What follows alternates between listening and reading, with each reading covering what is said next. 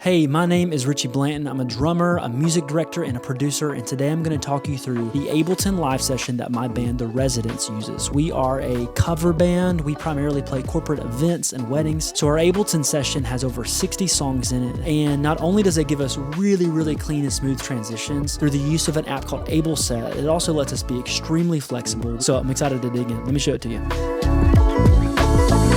All right, here is our Ableton session, and as you can see, it is quite overwhelming, but I promise it works, it functions. Let me zoom in and actually show you what's going on here. As I said earlier, we do use a setlist management app called AbleSet, and frankly, it would be near impossible to do all of this without it. So I'll talk about Ableton first and then get into how do we use AbleSet. So top to bottom here, you can kind of forget these two tracks. They're not super helpful.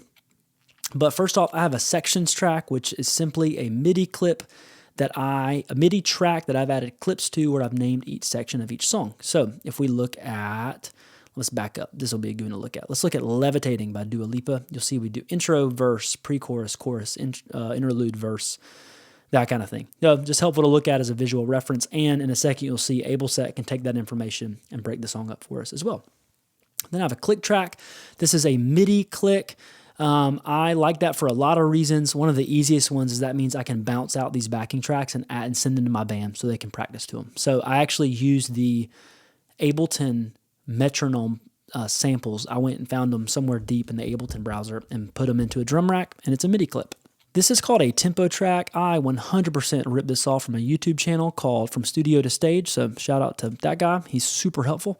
It is a blank audio clip that you put at the tempo of the song, change the warp mode to lead, and then anytime you pull that song in, the tempo of Ableton will follow.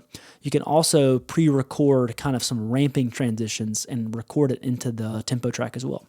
Here's the original track, which is the original MP3 that I chopped up into our arrangement, and I've just got it there if I need it. You'll see it's turned off. Here are our guide tracks. It says intro, verse, that kind of thing. This is a drum rack that I just loaded these samples into, and then I have a MIDI clip that's firing those. So like if you go to verse, you'll see it's MIDI notes on the piano roll here. I used to use an audio guide cue, and it was just hard to maintain levels over 60 songs. And if a guide cue is wrong, it was really hard to fix it. I've loved going over to the MIDI guides here. Everything's just really flexible and changeable. This track is called Guide plus Loop Guide. It'll be better explained in a minute when I show you AbleSet. But essentially, if I loop a section of the song, it'll mute our guide track and unmute this loop guide track.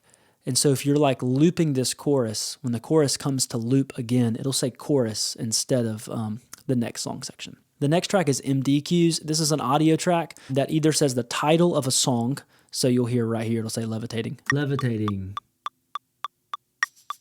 that kind of thing. So, or I pre-recorded my voice saying music director type things that I find myself saying every time we go to a gig. So drums out, key change, I don't know, just reminders for our band. Because again, we're playing 60-something songs and we never rehearse or practice. We just got to show up, and sound check usually lasts for 20 minutes, if that.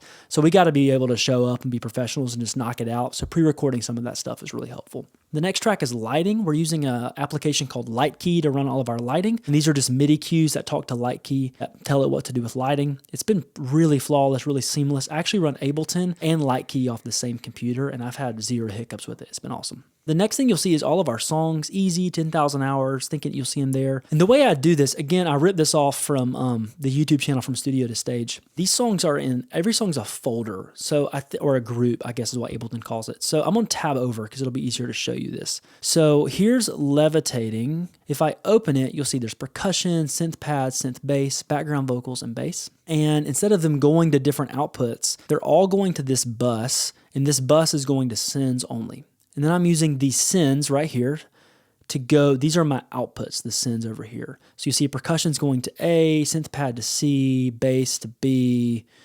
background vocals, actual bass guitar is going to E.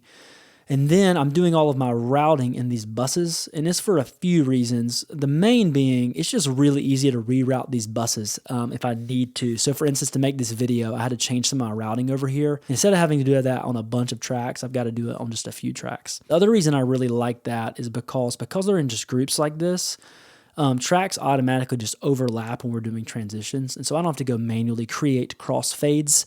It just automatically happens. So that's the Ableton side of it. Let me open up AbleSet now.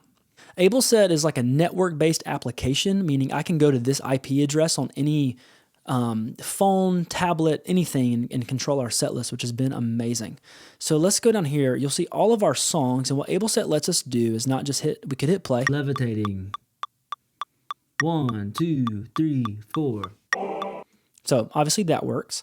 We could also unfold it here, and I can skip around a section. So if I even want to start on this last chorus, you actually hear it cue me into the chorus. Chorus 2, 3, 4.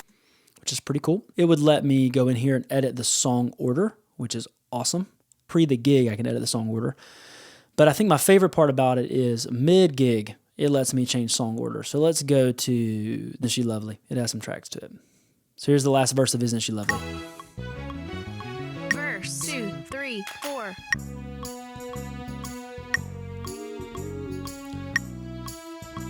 So you'll see Ain't Too Proud to Beg is flashing. That means it armed it. And when the song's over, it would play Ain't Too Proud to Beg instead of whatever's next. So it lets us just skip around in some really cool ways. The other thing I love about it is the loop feature. So I showed you those 2 guide tracks earlier. So watch this. I'm going to hit play on Levitating. Once we get into the intro, I'll hit loop and just listen to the guide cue. Levitating. 1, 2, 3, 4. All right, I just hit loop. Listen to the guide track. Right here. Intro 2, 3, 4. So you heard it, it played the intro again, and it said intro instead of saying verse. So stuff like that with AbleSet is amazing. There's no way we could functionally pull off what we're pulling off with these tracks without AbleSet. It's super helpful. If you found any of this content valuable or helpful, please, I would love if you hit like, hit subscribe, and if there's anything I can do to help, please, ask a question in the comment if you want me to elaborate on something or help troubleshoot maybe something you're going through with Ableton. I've been through a lot of iterations to get to what's been a really stable and flexible program for us. Thanks, guys.